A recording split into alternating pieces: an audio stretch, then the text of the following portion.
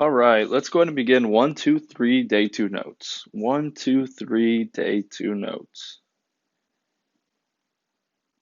Before we begin our examples, we need to learn the general form of an exponential equation, which is y equals a times b to the x. Y is going to represent our final output. A is going to represent our initial or starting value. B is going to represent our growth or decay factor. So in our word problem examples, you're going to look for words like half, double, triple, quadruple, quarter, etc. X is the number of times change occurs. Also, if the base is greater than 1, then the exponential equation represents exponential growth. And if the base is between 0 and 1, then the exponential equation represents exponential decay. Let's go ahead and begin example 1. In sporting tournaments, teams are eliminated after they lose. The number of teams in the tournament then decreases by half with each round. If there are 16 teams left after 3 rounds, how many teams started out in the tournament? We need to go through and highlight important information here. So in this first sentence, in sporting tournaments, teams are eliminated after they lose. There's nothing really in that sense that we need to highlight. The number of teams in the tournament then decreases by half. Decreases by half. That will help us out when we establish our variables in a little bit. If there are 16 teams left after 3 rounds, they want to know how many teams started out in the tournament. So we are going to use an exponential equation, y equals a times b to the x. If we remember, our y is our final output. So in this problem, it tells us there are 16 teams left. So y is going to be equal to 16. Our a is our initial value or our starting value. It asks how many teams started out in the tournament. So that's what we're trying to find. So I'm just going to put a question mark there. We don't know that yet. Our b is our growth or decay factor. We're looking for words like quarter, half, double, triple, and in this problem we have decreases by half. So the way I'm going to represent half is 0.5. I'm going to represent it as a decimal. You could also use a fraction if you want, 1 over 2.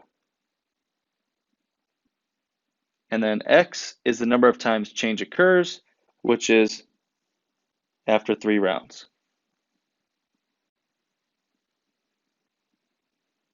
Now we're going to substitute these known values into our equation. So y is 16.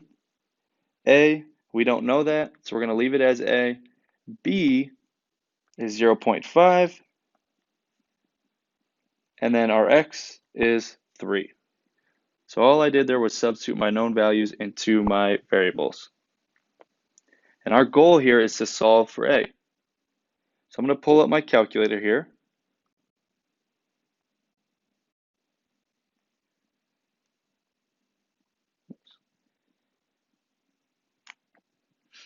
We have 16 equals a times 0.5 all to the third. So we're going to take 0.5 all to the third in our calculator, and we're going to get 0.125. So 16 equals 0.125a.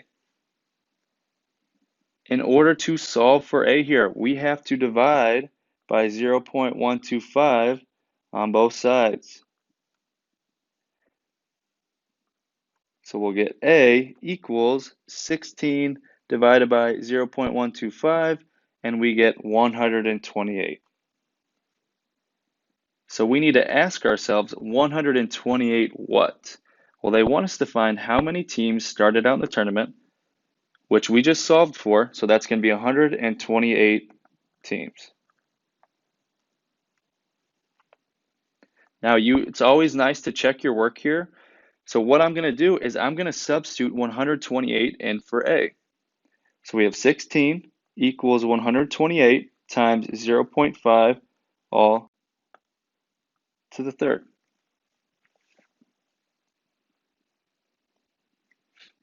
Now, when I put this in my calculator, I'm just going to enter the right side of my equation.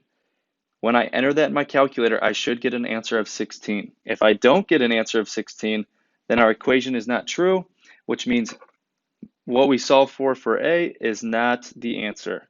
It's not the correct answer. So I'm going to put 128 times 0.5 all to the third, and that should give us 16. So 16 equals 16, which works out. That means 128 teams is our answer. Another form of an exponential equation is y equals a times b to the x over t.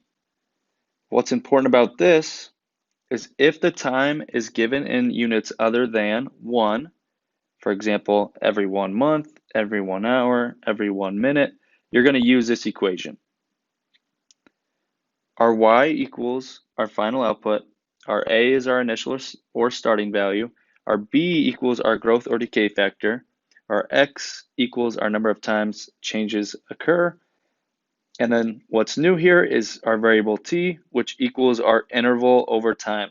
So you're looking for intervals over time that'll say, for example, every 6 months, every 3 days, every 4 hours. So any other value except going by 1. A population of mice quadruples every 6 months. If a mouse nest started out with 2 mice, how many mice would there be after 2 years? Write an equation and then use it to solve the problem. Let's go ahead and highlight important information here. So mice quadruples. If we want to think of what quadruple means, it means it's multiplying by 4. Every 6 months. So this is where our interval kind of comes in, every 6 months. Notice our value is 6 months and not 1 month. So this tells us right away we're going to use y equals a times b to the x over t. Our second sentence here, if a mouse nest started out with 2 mice, how many mice would there be after 2 years? Write an equation and then use it to solve the problem. So again, because we used every 6 months, we know it's going to be a times b to the x over t. Let's go through and let's match our information with our variables. So they want to know how many mice would there be after 2 years. So y is our final output. That means that's what we're trying to find. How many total mice there's going to be after 2 years. A is our initial value. We started out with 2 mice. B is our growth or decay factor. In this case, it's our growth factor. The mice are quadrupling. They're multiplying by 4. So we're going to put a 4 there. X is the number of time changes occurs. And this is going to happen after 2 years.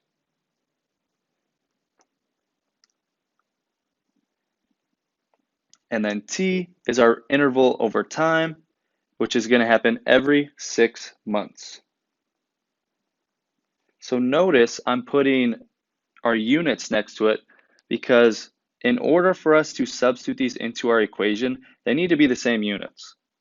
We need to be talking about the same units as far as our time here. So off to the side here, I have 2 years. We're going to do a unit conversion here. If you can do this mentally, that's great, but I'm going to show it visually for our work. We know that there are 12 months every year. 12 months every year. Notice when I put this as a fraction, years is going to go in my denominator because we're trying to convert our units from years to months. And because I placed it in the denominator and there's a years in the numerator, those are going to cancel out. I multiply across. 2 times 12 is going to give me 24 months. So our 2 years is going to be 24 months here.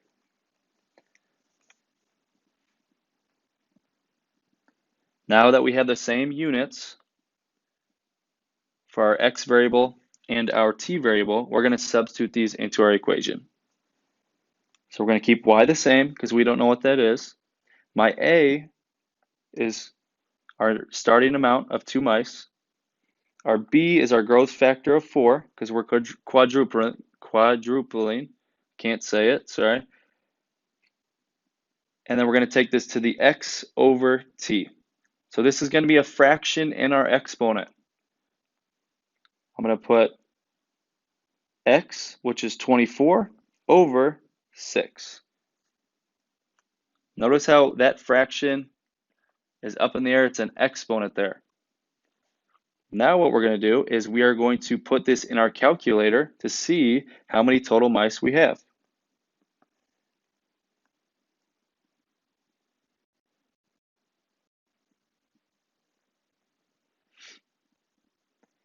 So in our calculator, you should have your calculator app open. So I'm going to hit 2 parentheses, 4 parentheses.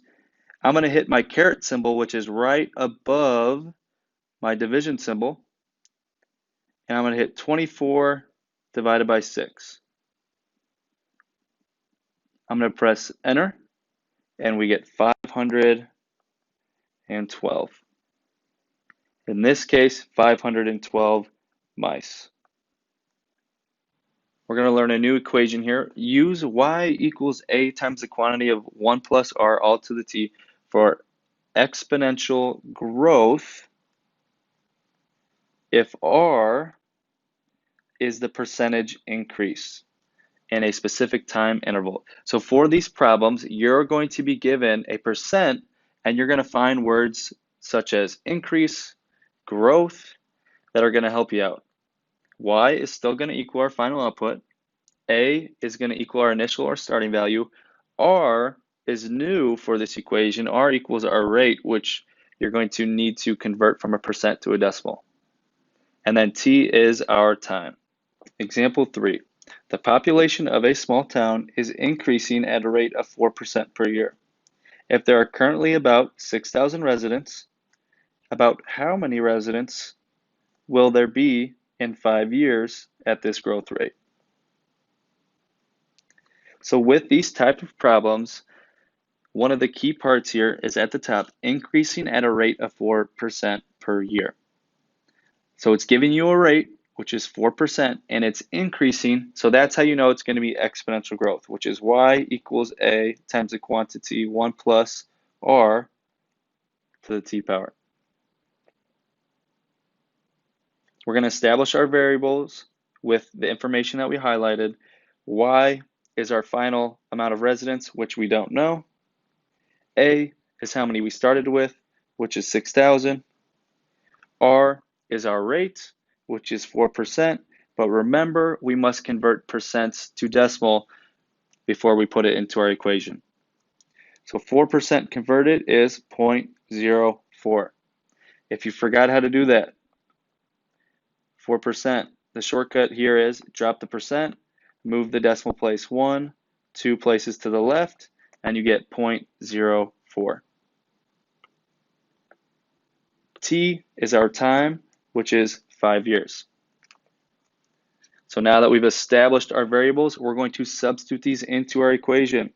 Y equals 6,000 times the quantity 1 plus 0.04 to the 5th power.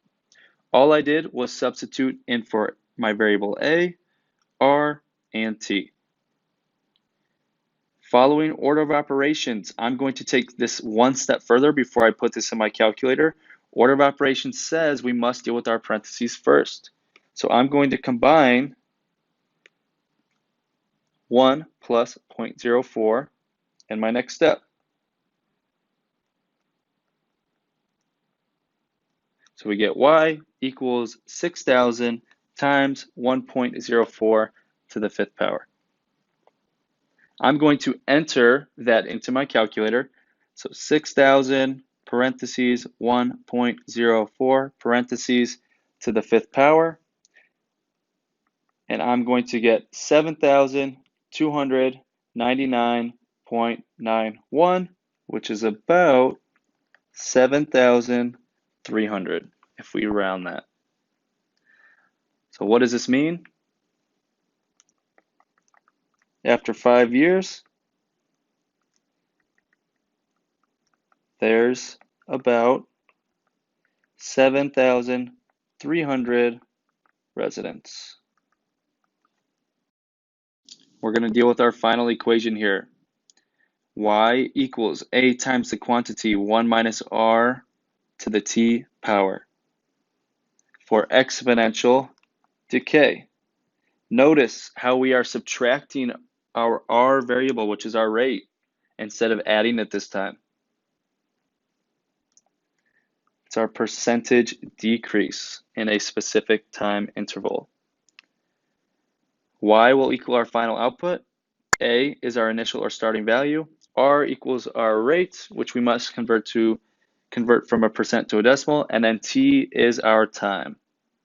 So we're working with the same variables here.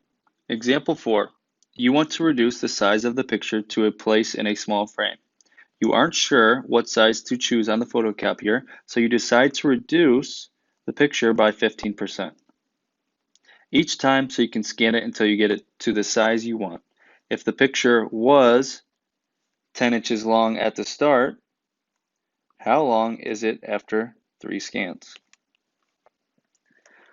So a key part to this is the words reduce by 15%. Since we're reducing or decreasing by a rate here, we're going to use exponential decay formula. Our Y is how long the picture is at the end, which we don't know. Our A is how long it was initially at the start, which is 10 inches. Our R is our rate, so we have 15%, which we must convert to a decimal. So if I drop the percent and move the decimal place 2 places to the left, I get 0.15. And then T is after 3 scans, so we have T equals 3. We're going to substitute these values into our equation. So we have Y equals 10 times the quantity 1 minus 0.15 all to the third power.